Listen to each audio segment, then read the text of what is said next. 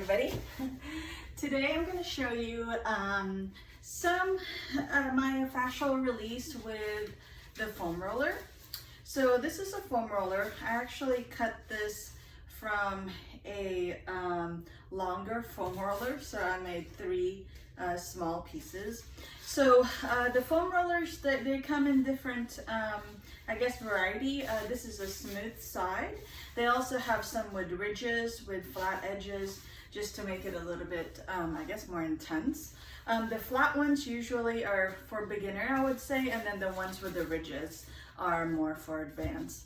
So myofascial release is actually used, I guess, for blood flow in areas. If there's a knot there, you can myofascial release it with a foam roller, or even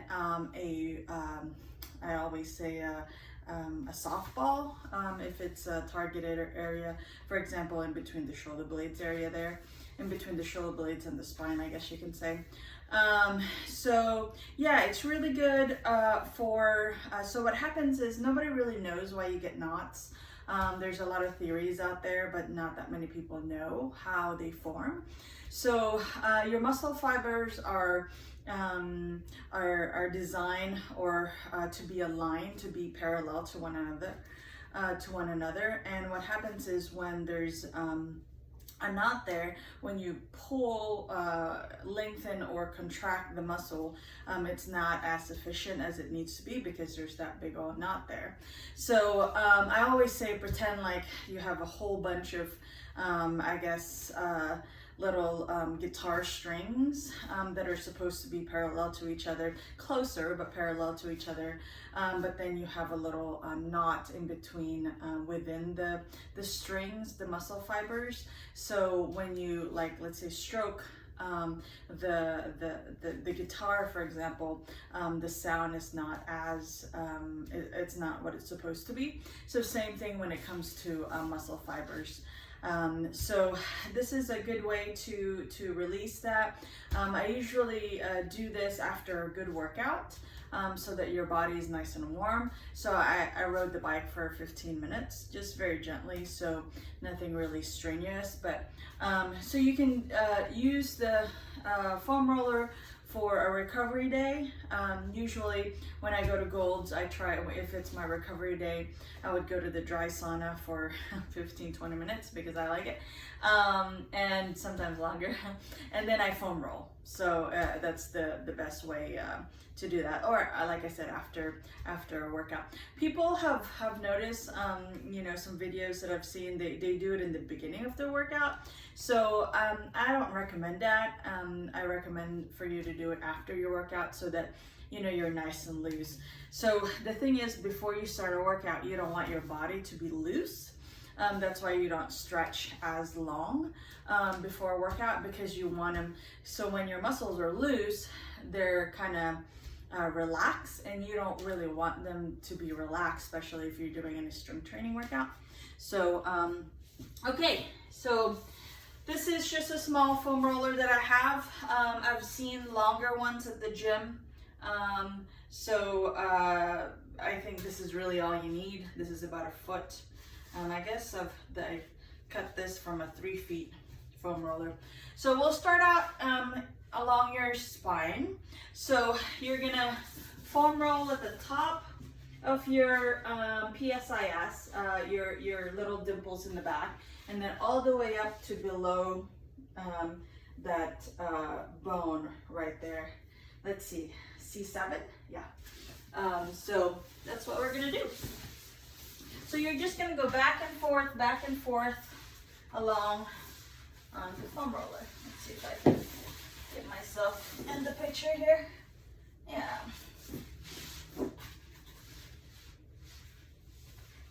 So just back and forth, back and forth. This is also really good when you're sore, so it helps the muscles recover as during your recovery days. So back and forth, good. So actually, I told you wrong. There's at your lower back, there's not really that much muscles in there. So when you foam roll, you don't want to go all the way to your lower back, which is what I said in the beginning. You actually want to go along your ribs. So the bottom part of your ribs and then all the way up. Okay, so you do that for about minute, 2 minutes or so. If there's any sore spots, you hold for 20 to 30 seconds. You can also go side to side. So it looks like this. So you kind of lean on one side. So I'm leaning to the left, and then I'm getting the left side of my spine here. So just back and forth, and then I'm gonna switch and lean to the right and go back and forth, All right. I didn't really have any sore spots there. What I mean by sore spots is it actually hurts. Like there's a knot there, and it can be pretty painful if you haven't done foam rolling before. Okay, so that was for your mid upper back, I guess you can say, all along your spine. So sometimes you'll feel a little pop, so it's a little it's great. It's a self-adjustment for you. Okay, so now we're gonna go underneath your armpit.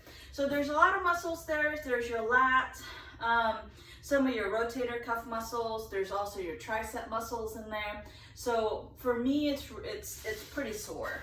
Okay, so we're just gonna go back and forth, kind of back and forth here. And so the foam roller is gonna be right underneath your armpit. So just back and forth. And then on this one, we're gonna hold 20 seconds.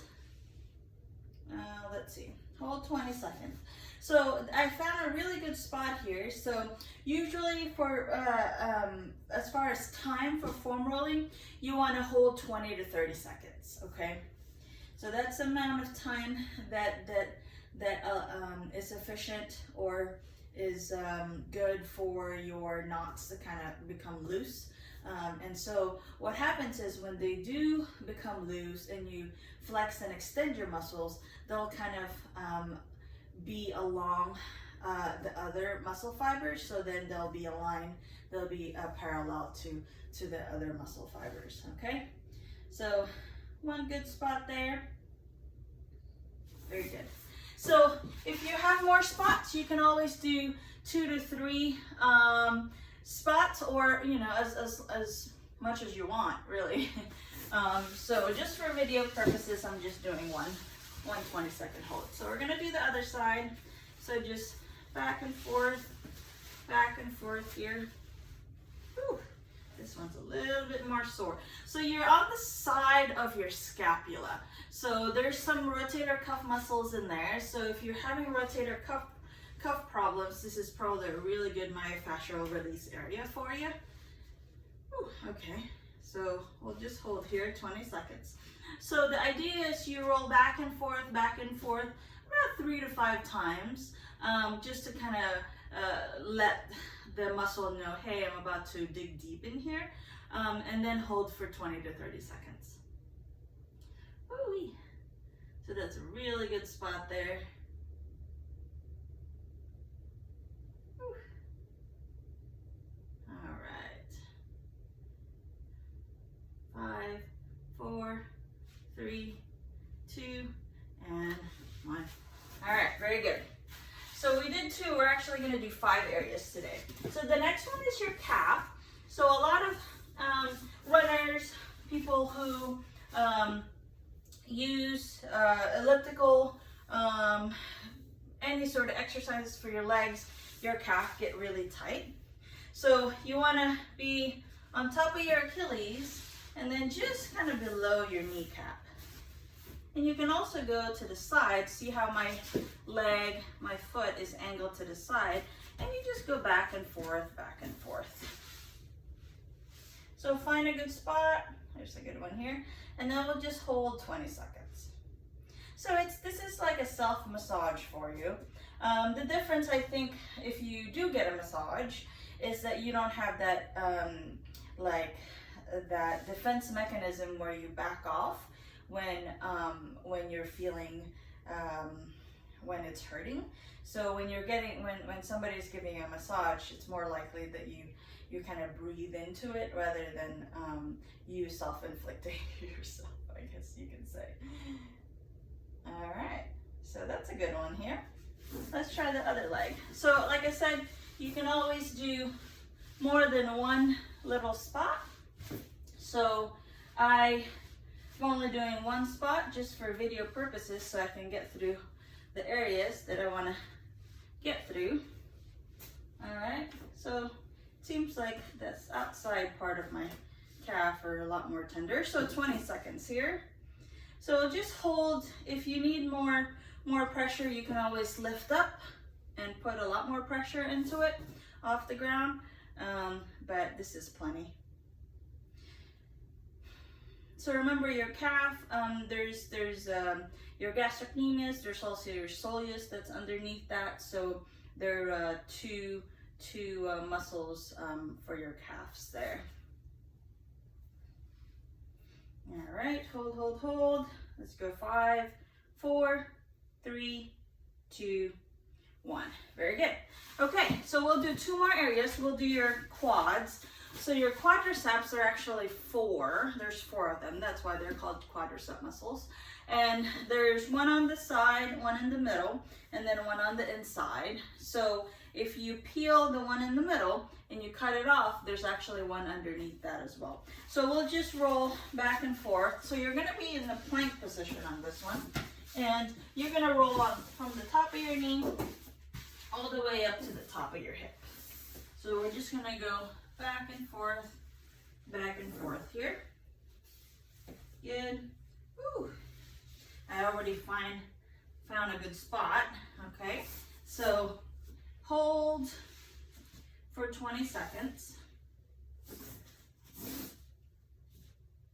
Good.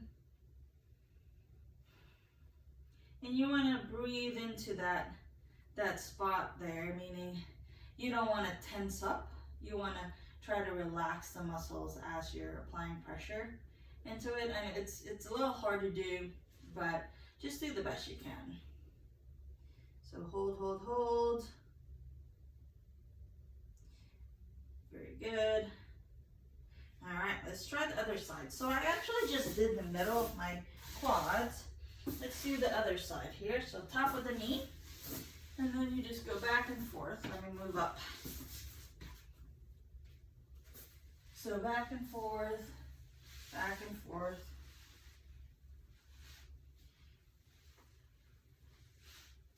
Good, and just hold 20 seconds. Sometimes you'll feel a little tingling going down to your knee. That's pretty normal there. So just hold that area.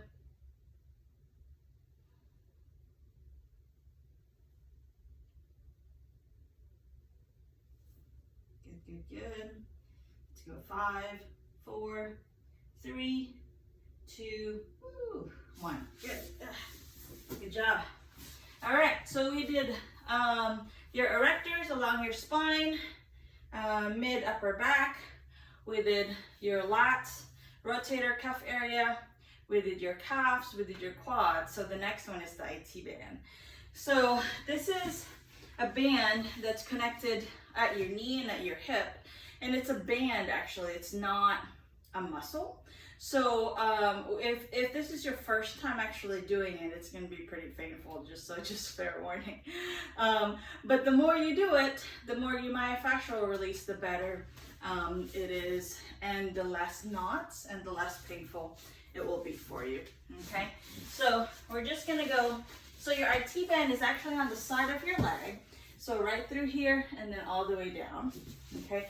It's called the iliotibial band. It's attached to your ilium and then to your tibia down to your lower leg. Tibia, I mean at your lower leg. Okay, so we're just gonna go side to side. Up and down. So above your knee and then kind of below your hip area.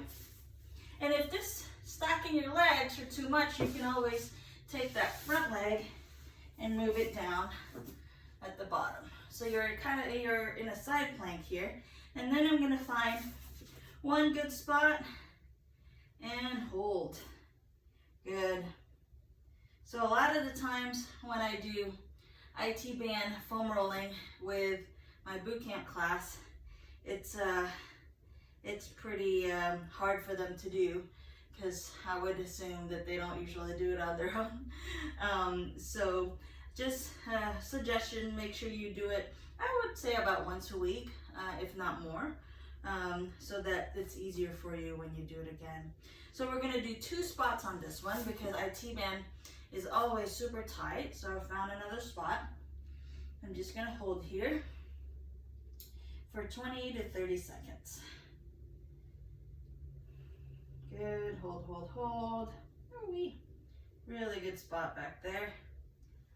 All right, good. 5, 4, 3, 2, and 1. All right, very good. Let's try the other side, okay? So above the knee cap and below the hips. Good, so just back and forth, back and forth. Whew. This one is tighter for me. Good. All right, find a good spot and hold. Woo-wee. So I had ACL surgery on this knee, and it's always been really tight compared to the right one. So I think my body still favors it. It's really hard not to do, because when you get injured, your brain naturally protects that area, and it's really hard to train your brain to not protect it anymore because it's healed already. So I'm still working on it. Very good. All right, 5, 4, 3, 2, 1. All right, let's find another spot. All right, hold. It can be pretty painful if you're not used to that tension. All right, so hold. Oh yeah. Good, good, good. Breathe into it, kind of relax into the pressure there. Good. 5, 4, 3, 2, 1. Very good. Oh, good work.